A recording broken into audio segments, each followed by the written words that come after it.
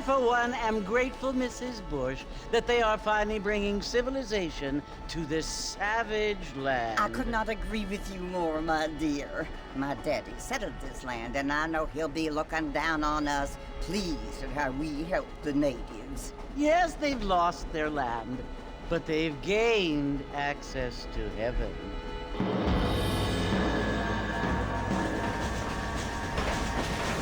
But Father, do you mean unless an innocent receives communion, they're destined to go to hell?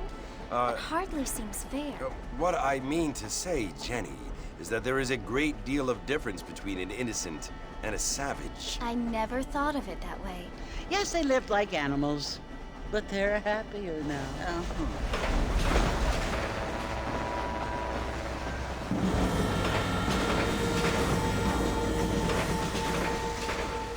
Not only do people now have motor cars, Father, but I heard that pretty soon we will be able to fly. No, only angels can fly, Jenny.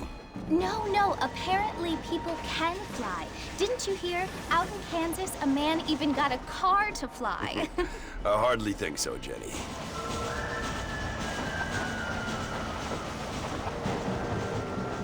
Apparently, Mr. Johns wants to run for governor, which is why he's so concerned with cleaning up the state. Nate Johns. Yes. His family is nothing but hillbilly trash that came here after the war.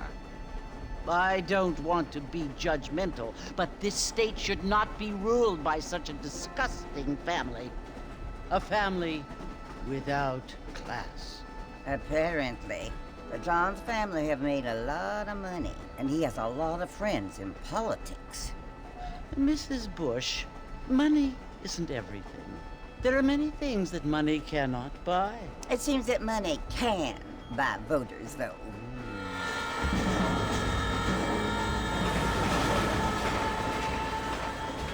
What you must remember, my dear, is that we have been brought here to spread the word.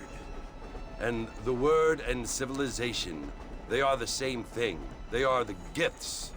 It is the opportunity we have, the chance to live among people who are decent and who do not kill each other, and who let you worship in peace.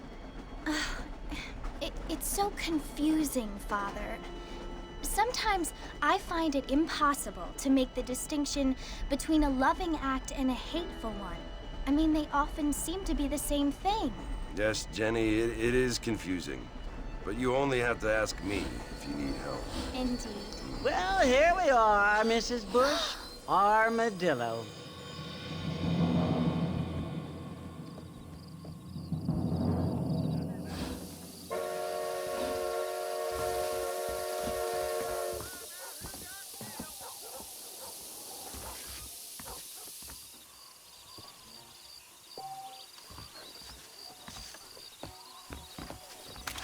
I'm sorry. I was badly raised. This is a awful situation.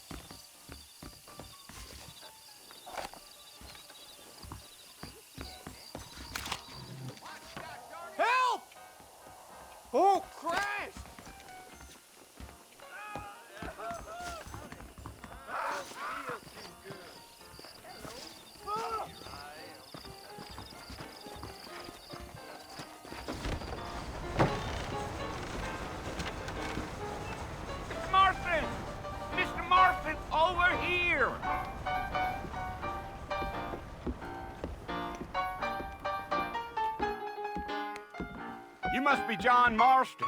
Sometimes. I'm Jake. Your friends from Blackwater hired me to guide you. They ain't my friends, but pleased to meet you, Jake. I got the horses saddled up and ready out front.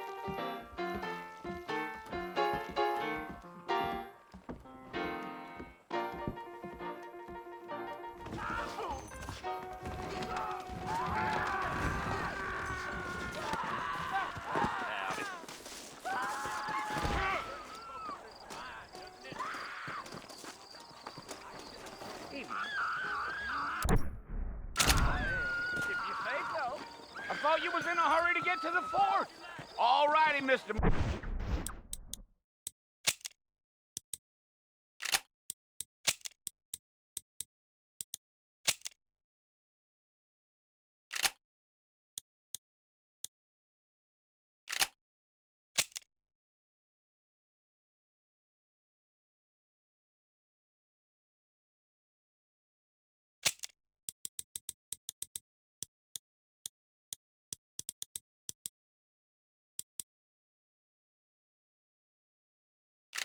Marston, let's get it.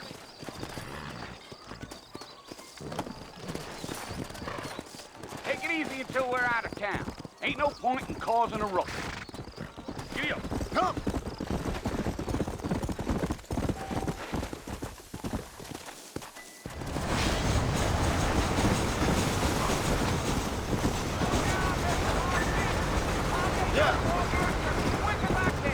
So it's Fort Mercy you want to visit? That's right. Ain't taking nobody up to the fort in a long time. Strange place for a decent fella to want to visit, if you don't mind me saying. Who said I was a decent fella? It's been abandoned for years now. Folks say it was built during the Mexican War. What kinds of soldiers around back then? Why'd they leave? Well, I ain't entirely sure. I heard they had to go up north to fight Indians, or maybe they got tired of being soldiers and went looking for gold. You know how things is. So what are you doing up at the fort? I'm looking for an old friend. Well, like I said, you ain't gonna find many folk around those parts these days. Those you do find are about as sociable as most rated back to you.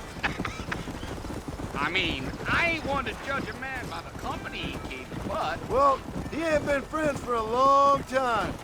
Are you planning on spending any time in Armadillo, Mr. Marston? I doubt it. I ain't planning on staying very long. Well, if you're fixing for some female company, you can do a lot worse than Armadillo. Fine as cream gravy they are. Now back up, Mr. Marston. The sooner we get to the fort, the better. Not like Thieves Landing. Dang, those girls ain't even fit for a drinking man to hold up with. I'm a married man, I'm afraid. Ain't we all? Yeah.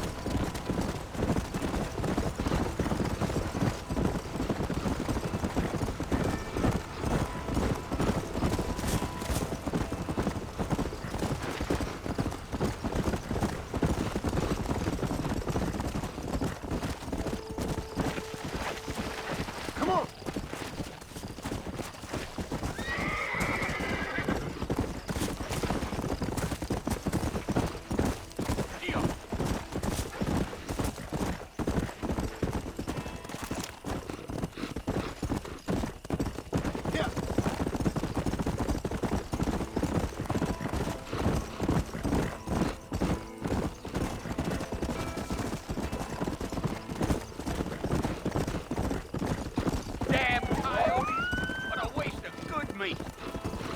Sakes.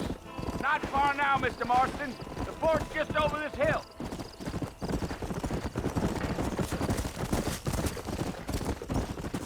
Let's go. Listen, mister. This here is what's left of Fort Mercer. Some gang rode in and took the place over. So I understand. This is where we part ways, friend. You have yourself a good time.